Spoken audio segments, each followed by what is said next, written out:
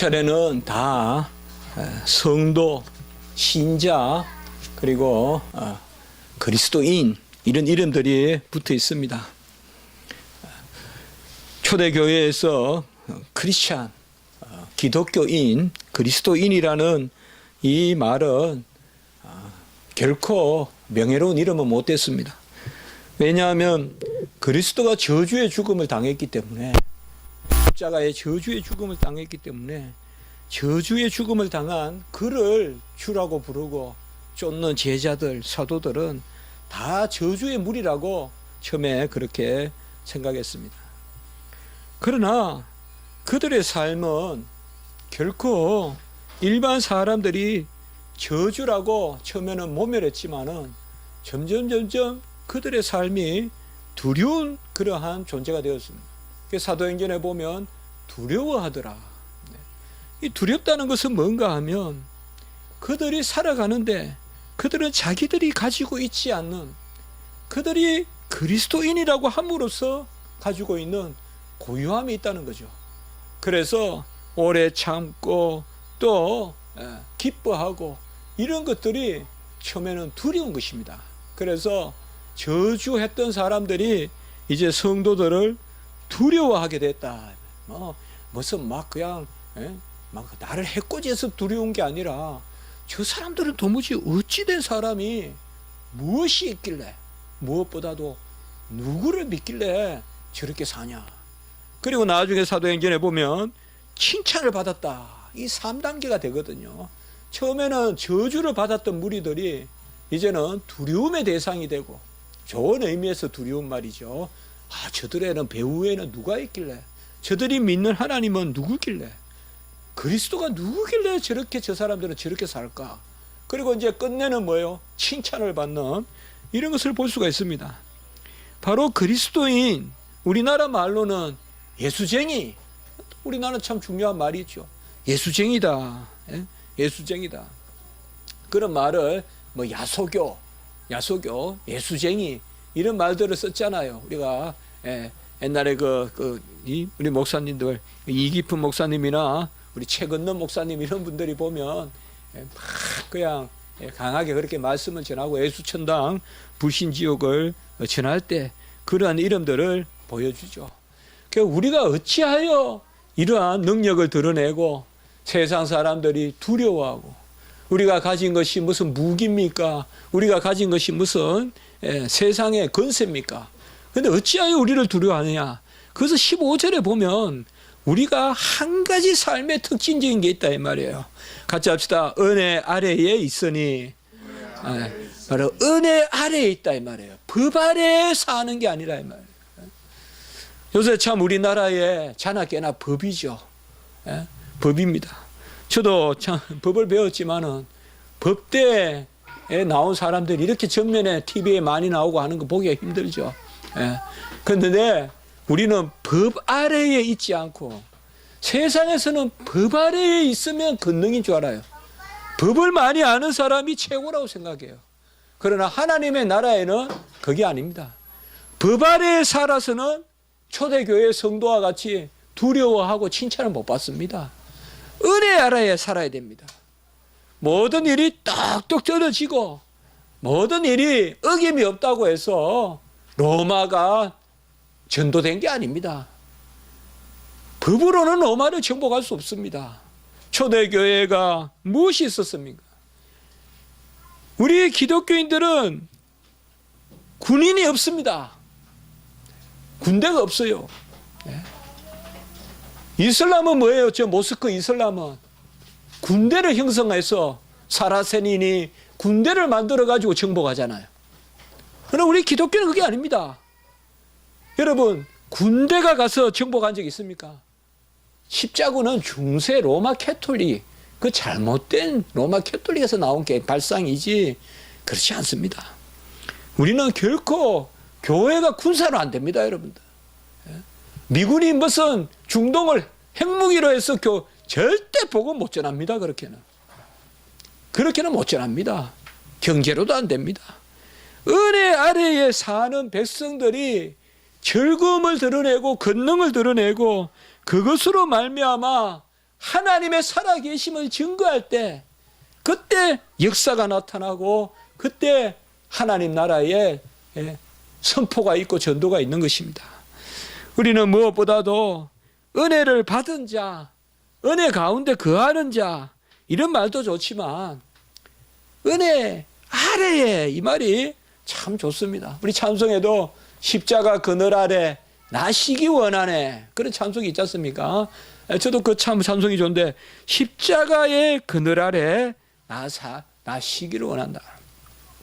우리 성도님들은 은혜 아래에 있기 때문에 은혜 가운데 생명을 얻고 은혜 가운데 생활을 새롭게 합니다. 그래서 우리가 그렇게 이야기하지 않습니까? 바로 살아남과 살아감이 전부 은혜다. 그렇게 저도 표현해 보거든요. 살아남도 은혜고, 살아남은 이제 뭐예요? 거듭나고 자녀되고, 그 칭이라고도 하고 중생이라고도 하지 않습니까? 살아남, 그것도 은혜고, 살아감도 은혜다, 이 말이에요. 살아났으니까 살아가야 될 거 아니에요, 이제. 살아감도 은혜다. 살아감은 바로 우리가 성하라고 하죠. 날마다 삶 가운데서 거룩하게 살아가는 것. 그것이 바로 영적인 자람입니다. 우리 육체는 후퇴합니다. 육체는 벌써 제 나이쯤 되면 이제 육체는 쇠퇴해 간다고 다 생리적으로 그렇게 이야기합니다. 더 지금 뭐 이제는 힘이 없고 이런가 보다 점점 힘을 잃어가게 그런 나이가 되겠죠. 그러나 영적으로는 그렇지 않습니다. 영적으로는 자라갑니다. 평생 이 땅에서 자라가고, 그래서 영화롭게 되고, 영적인 진보는 끝이 없습니다. 나이가 든다고 영적인 진보가 후퇴하고 결코 아닙니다. 우리는 십자가의 은혜의 그늘 아래서, 오늘 말씀에 은혜 아래에 있기 때문에 우리는 필히 불가항력적으로 누구를 순종하게 되느냐. 오늘 16절에 보시면 너희 자신을 누구에게 종으로 내주느냐. 사람은 결국 성경에는요, 디스와 대시예요. 중간이 없어요. 바알에 속해 있느냐, 여호와께 속해 있느냐. 엘리야 시대 때 마찬가지예요. 세상의 세속에 사로잡혀서, 세상의 권세, 주관, 흑암에 사로잡혀서 사느냐, 아니면 하나님의 은혜에 사로잡혀서 불가항력적인 은혜 가운데 사느냐. 그래서 어쨌든 우리는 종이 될 수밖에 없어요. 인간들은 죄의 종이냐, 아니면 하나님의 은혜의 그늘 아래서 순종하는, 그것을 바로 오늘 말씀 16절에서는 순종의 종이라고 부르고, 그것이 뒷부분에 가면 의의 종이다. 의의 종은 순종의 종인데, 잘 한번 생각해 보십시오. 은혜의 그늘 아래 있는 게 순종이에요. 순종은 벌써 은혜를 전제하는 겁니다. 여러분 이렇게 생각해 보세요.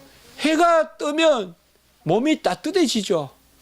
그러면 우리가 옷을 벗죠. 이게 순종이에요. 어떻게 보면 하나님이 불가항력적으로 우리를 움직여 가시는 것입니다. 사실 은혜와 순종은 어울리지 않는 단어죠. 그렇지 않습니까? 은혜는 아무것도 안 해도 되는 것 같잖아요. 그러나 우리가 여기에서 항상 하나님의, 오늘 오전 말씀도 이런 맥락의 말씀이라고 볼 수가 있죠. 은혜가 있는데 우리가 순종하게 해요. 그건 답은 한 가지예요. 그 순종은 상급이 되는 거예요. 이게 또 은혜인 거예요.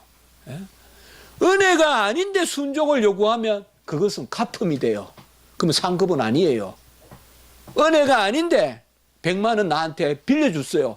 그러면 내가 100만 원 갚는 거예요. 그런데 은혜예요. 100만 원 줬어요. 그런데 내가 밥 사줬어요. 상급이에요. 왜요? 100만 원을 받으려고 준 게 아니기 때문에. 그래서 은혜 가운데 하나님이 우리에게 요구하시는 것은 상급 주시겠다는 거예요. 상급 주시겠다는 거예요. 하나님이 우리를 우리가 따지면 상급 받을 수 없어요. 그래서 뭐예요? grace upon grace. 은혜 위에 은혜다 이 말이에요. 태어남도 은혜고 살아남도 은혜고 살아감도 은혜고 날마다 자라감이 있다. 우리의 성도들의 삶은 이렇듯이 순간성과 혹은 단회성과 점진성 혹은 연속성이 있습니다. 순간성은 거듭나는 거, 하나님의 백성 되는 거, 의롭다 칭함을 받아서 이제는 영원한 하나님의 이끄심을 받는 그 순간적으로 일어납니다. 우리 다 순간성 가운데서 구원을 받았습니다. 그 가운데 하나님이 점진적으로 우리의 삶을 끌어올려 가시는 것입니다. 그렇기 때문에 로마서 오늘 이 6장의 이 부분은 기본적으로 다 은혜다 이 말이죠. 우리가 이미 이제 로마서 6장, 7장, 8장 특별히 우리가 성화 이런 부분의 말씀을 나누잖아요. 전부 다 은혜다 이 말이에요. 우리가 성화도 은혜다 이 말이에요. 우리가 오늘 살아가는 것도 또 내일 살아가는 것도 어제 살아간 것도 다 하나님의 은혜다. 그 은혜 가운데 우리에게 19절의 말씀에 보면 같이 합시다. 의에게 종으로 내주어 거룩함에 이르라. 자, 이 거룩함이 성화란 말이에요. 날마다 거룩해지는. 그것이 뭔가 하면 다른 것이 아니다. 의에게 종으로 내주라. 의의 종이 되어서 거룩함을 이루는데 의의 종은 이미 우리가 15절 16절에서 봤지만은 십자가의 은혜를 인정하고 그 은혜에 순종하는 자예요. 참 우리는 하나님은 다 정해놓았단 말이에요. 사실 어떻게 보면 가나안의 그 젖과 꿀이 흐르는 땅을 정해놓고 들어가라는 거잖아요. 근데 들어가는 길도 다 또 보호해 주시잖아요. 그저 인간을 한 게 뭐예요? 불평인데도 하나님은 뭐예요? 다시 돌이키시고. 이거가 우리 이겁니다. 계속 우리가 나누죠. 그 가운데 의의 종이라는 개념이 있고 거룩이라는 개념이 있습니다. 은혜가 아닌데 내가 무엇을 하라고 성경에서 말한다면 그것은 세상 윤리밖에 안 돼요. 그것은 결국은 취하면 내 건 줄 알고 교만해져요. 우리가 담대한 것은요, 여러분, 우리가 겨우 열심히 일해서 무엇을 이루어서 실족하면 되겠습니까? 실족하지 않으려면 뭐예요? 하나님의 은혜 아래에서 거듭나서 그 가운데서 죄가 있는 곳에 은혜가 넘치고 우리가 부족한 가운데서도 하나님이 은혜 가운데 있거든. 죄의 반대말은 성도들에게는 선이 아니에요. 같이 합니다. 죄의 반대말은 은혜다. 죄의 반대말은 은혜입니다. 은혜. 죄의 반대말은 선이 아니에요. 은혜예요. 은혜. 선으로 말하면 죄를 이길 수가 없어요. 우리는 은혜로 이겨요. 은혜로 돼요. 모든 것은 은혜로 말미암은 것이요. 그래서 은혜 아래에 있기 때문에 우리가 자유를 누리고 자유한 가운데서 종이 된다 이 말이에요. 26절에 보면 너희가 죄의 종이 되었을 때는 의에 대해 자유로웠는데 죄의 종이 되었을 때는 의에 대해서 자유로웠어요. 이제는 뭐예요? 우리는 의의 종이기 때문에 의에는 매여 있어요. 이 말은 은혜에 매여 있다 이 말이에요. 그리스도의 의로 말면 매여 있어요. 그러나 죄는 자유로워요. 죄는 자유로워요. 금방 우리 찬송도 드렸잖아요. 죄로는 우리가 자유로워요. 의에는 매여 있어요. 그런데 의에 매여 있다는 것이 뭡니까? 제대로 있다는 거예요. 오늘 아침 설교로 말하면 연어가 물을 거슬러 올라가는 게 의에 있는 거예요. 그게 살아있는 거예요. 떠내려가면 죽은 거예요. 그저 좋다 놀자 하면서 물길 가는 대로 그냥 떼내려가면 그게 평화가 아니잖아요. 옛날 에레미야 때 거짓 선지자들은 뭐예요? 연어를 보고 그냥 물길 쫓아가 물길 따라 내려가라. 그게 평강이다. 뭐 그렇게 애를 쓰냐? 그건 죽은 거죠. 그걸 거짓 평강이라 하죠. 우리는 뭐예요? 참 평강은 뭔가 하면 은혜의 속성대로 은혜의 그늘 아래 있는 백성에 걸맞게 쫓아가는 거예요. 뭐예요? 마음대로 쫓아다니다 일일로 만나는 게 아니라 목자의 음성을 쫓아가는 양과 같이, 그리고 물길을 그대로 거슬러서 올라가는 연어와 같이 생명의 근원되는 생수를 향하여 올라가는. 그렇기 때문에 의의 종은 죄에 대해서는 자유롭고 의에 매여 있어요. 의에 매여 있는 것은 즐거운 일이다 이 말이에요. 의에 매인 것이야말로 정말 즐겁다 이 말이에요. 그냥 막 흙탕물에 있는 거기에 예쁜 옷을 입고 있는 것이 아니라 하나님의 은혜 가운데 강명한 빛 가운데 우리가 거하면서, 그것이 바로 오늘 의의 종이다.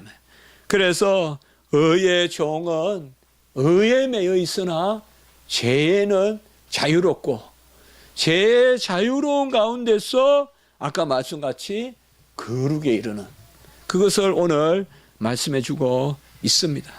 그러면 이러한 거룩은 어떤 거냐 이 말이에요. 우리가 의에 매여서 사는 거룩은 필히 오늘 22절의 말씀에 보면 거룩함에 이르는 열매를 맺었으니 그 마지막은 영생이니라 라고 이렇게 이야기하고 있습니다. 영생이란 말은 그저 죽지 않고 사는 것이 아니라 하나님이 우리를 자녀 삼으시고 하나님의 아버지시기 때문에 우리가 누릴 수 있는 모든 복을 모아놓으면 그게 영생이에요. 영생의 개념은 그저 죽지 않고 사는 것이 아니라 하나님이 우리 자녀 삼아 주신 것, 달리 표현하면 우리가 하나님과 함께 하나가 되는 것, 그게 영생입니다. 우리 그래서 완전한 자녀됨을 영생이다라고 그렇게 이야기하죠. 우리가 세상을 살아갈 때 참 무엇을 해야 될까 많이 고민을 합니다. 이 가운데서 기도합니다. 우리는 분명히 이 땅에서 그저 쉬고 그저 편안하고 그것이 성도의 삶의 목적이 아닙니다. 성도의 삶은 궁극적으로 열매를 맺는 것이고, 열매는 예수 그리스도와 더불어 사는 것입니다. 예수 그리스도를 닮아가고 예수 그리스도를 증거하고 진리의 의의 종으로서 하나님 앞에 나아가는 것입니다. 그때 우리는 자유롭고 그때 즐겁습니다. 오늘 마지막 절 23절에 보시면 하나님의 은사는 그리스도 예수 우리 주 안에 있는 영생이니라. 그래서 결국은 은사가 뭔가 하면 선물이란 뜻이에요. 그 밑에 나나주에 보면 있죠. 은사라는 말은 기프트예요. 기프트, 탤런트 다 같은 말이에요. 다 선물이란 뜻이에요. 성경에 은사라는 말은 선물입니다. 선물. 그래서 가만히 보세요. 의의 종이라는 개념이 나오는데 선물이라는 개념이 나오잖아요. 그게 우리 성도님들의 사는 은혜의 모습입니다. 전적인 은혜인데, 오직 은혜인데 하나님은 그 가운데 우리에게 삶을 요구하십니다. 거룩을 요구하십니다. 그는 결국은 그러면 은혜가 아닌 것입니까? 아닙니다. 100% 은혜 가운데 삶을 요구할 때 그 삶은 선물입니다. 종도 종에게 주신 삶이 선물입니다.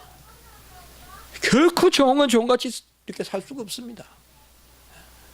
정말 저는 목사가 대단해서 아닙니다. 그렇게 말하는 거 아닙니다. 맞아요. 저는 목사가 될 수 없는 사람입니다. 제가 어찌 책을 씁니까? 제가 어찌 그 신학생들을 가르칩니까? 할 수 없습니다. 하나님이 하시는 겁니다. 하나님이 하시는 겁니다. 하나님이. 저는 그 버릇은 조금 있습니다. 제가 해서는 안 된다는 걸 압니다.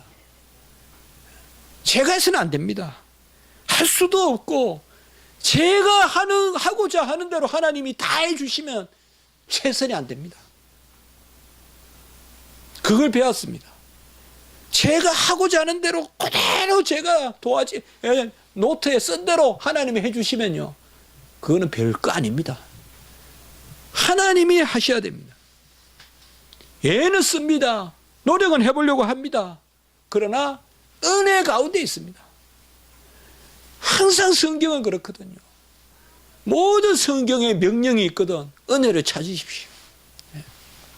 영접하는 자, 그 이름을 믿는 자에게는 하나님의 자녀가 되는 권세를 주셨느니, 우리가 자주 나누지 않습니까? 영접하면 하나님의 자녀가 되고, 영접은 믿는 건데, 그러면 영접과 믿는 건 누가 하냐? 바로 13절에, 12절에는 그 말이 나오고, 바로 13절에 이는 혈통으로나 육정으로나 사람의 뜻으로 난 것이 아니요 오직 하나님께로 난 자들이니라. 영접도 우리가 하는 거 아니란 말이에요. 믿는 거 우리가 하는 거 아니란 말이에요. 혈통으로나 육정으로나 사람의 뜻으로, 내가 뜻을 세워서 입지해가지고 믿은 것도 아니고, 우리 가문이 좋아서 믿은 것도 아니고, 혈통으로 믿은 것도 아니고, 오직 하나님께로 난 자들이니라. 그래서 움직이면 우리는 은혜가 역사해야 돼요. 그게 진정한 상급을 받는 움직임이에요. 매사에 하나님께 맡기고, 내가 하는 것이 아니라 하나님이 하는 것이요. 우리는 아무리 해도 돌 감람나무, 돌 배나무, 돌 무화과나무, 거짓 무화과밖에 안 돼요. 이름이라도 있으면 다행히 우리가 그냥 가시 덤불밖에 안 돼요. 그러나 하나님이 우리를 사용하시면 참 감람나무, 참 배나무, 참 감나무, 참 무화과, 열매를 맺는 그 무화과가 되는 것입니다. 그러니까 그렇게 기도하십시오. 그렇게 아무리 급해도요, 내가 입지하지 마세요. 내가 뜻을 세우지 마세요. 하나님이여 하시옵소서. 종은 은혜의 그늘 아래 있습니다. 은혜의 그늘 아래서 의의 종으로 살겠습니다. 멍에를 매겠습니다. 그 멍에는 쉽고 그 짐은 가볍다고 오늘 아침에도 말씀했습니다. 그 기도 꼭 하세요. 사용해 달라고. 갈렙같이. 갈렙이 힘이 있습니까? 나이가 많은 사람이. 그러나 이 선지를 내게 달라고, 가장 강한 아무도 못 이긴 그 족속을 내게 달라고 했단 말이에요. 갈렙이. 우리도 하나님 앞에 그렇게 하십시오. 구체적으로 아뢰지 않아도 돼요. 누구는 그렇게 말하는지 몰라도 저는 그렇게 말하고 싶지 않아요. 구체적인 거는 하나님이 아세요. 그 길은 하나님이 아세요. 우리가 하는 것은 아무도 몰라요. 여러분, 저기 숨어 있는 걸 누가 알겠어요? 하나님이 아시죠. 그렇기 때문에 우리는 은혜의 그늘 아래에 있으나 그 은혜 가운데서 죄로부터는 자유롭고 의에 매여서 주를 위해 살고 주를 위해 봉사하고, 그것이 바로 우리의 삶입니다. 제가 책자를 쫓아서 요새 보다 보니까 로마서하고 계속 이렇게 말씀이 겹치는데, 그래도 우리가 한 번 더 새기면 좋습니다. 여러분, 하나님이 아십니다. 하나님이 우리를 주장하시고 하나님이 우리를 이끄셨어. 은혜의 그늘 아래 한 주간, 또 한 세대, 일생이 은혜의 그늘 아래 거하는 그러한 역사가 있기를 바랍니다. 그 은혜의 그늘은 십자가의 은혜의 그늘 아래서 여호와를 즐거워하면서 모든 것을 맡기십시오. 가장 급한 일을 맡기십시오. 공부도 맡기고 직장도 맡기고 가장 급한 거는 맡기십시오. 지나고 나면 그게 맞는다는 걸 알 수가 있습니다. 뭐 그때는 그 난리가 날 것 같아도 하나님께 맡기시면 하나님이 행하시고, 그때 우리가 진정할 수 있습니다. 하나님이요 우리를 이끄시면요 진짜 놀랍게 열심도 낼 수 있어요. 정말. 아무리요 내가 막 스케줄 짜고 공부하려고 해도요, 하나님이 은혜로 나를 이끄실 때 진짜 마음의 동요가 없고 기쁨이 있고 내가 열심도 낼 수 있어요. 그래서 뭘 하다가 이렇게 안 되면 기도하고 그러면 또 돼요. 그게 방임이 아니라 그게 우리가 열심을 내는 거예요. 그래서 우리 모든 성도님들 이러한 역사가 있기를 주님으로 축복해 봅니다. 기도드립니다. 거룩하고 자비로우신 하나님 아버지, 은혜의 그늘 아래 사는 백성으로 우리가 살아남과 살아감에 그 모든 것을 은혜 가운데 두시되 또한 상급을 더하시려고 거저 두지 아니하시고 의의 종으로 거룩에 이르고 또 영생의 열매를 맺게 하시는 그 말씀으로 저희들을 깨우치시니 감사를 드립니다. 하나님이여 저희들을 사용해 주시옵소서. 하나님의 영광의 도구가 되게 해 주시옵소서. 그러나 저희들 안에서 저희 것으로 올바른 것 찾지 못하오니 하나님 주시는 것으로 힘을 삼게 하시고 하나님 주시는 것으로 지혜를 삼게 하셔서 우리가 갈렙과 같이 이 산지를 내게 주소서. 주를 위해 아버지여 그 가나안의 복지를 얻는 그 저희들 자리가 되게 해 주시옵소서. 우리 모든 성도님들 지켜주시고 불쌍히 우리 성도님들 여겨주시고 우리 김원진 전도사님 불쌍히 여겨 주시옵소서. 구주 예수 그리스도의 이름으로 감사하며 기도드리옵나이다. 아멘.